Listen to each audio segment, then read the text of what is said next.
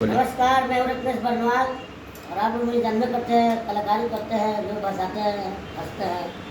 आज मौका मिला है हारमोनियम बजाने के लिए। तो दोस्त का हारमोनियम है, देखिए सोच रहा हूँ कि बजता है नहीं बजता है क्या बोलते हैं आप लोग? बजाऊँ? बजा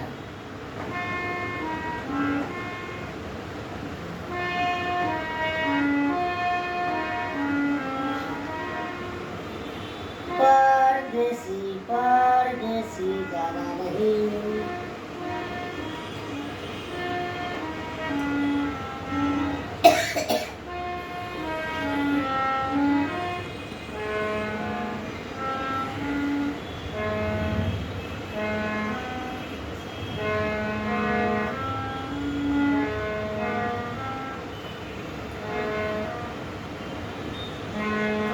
अभी अंगुली नहीं बैठ रहा है, इतना है, इतना में इसी में टुनटुनाना है। टुनटुना रहे जो सुन लिया आप लोग, परदेसी परदेसी परदेसी।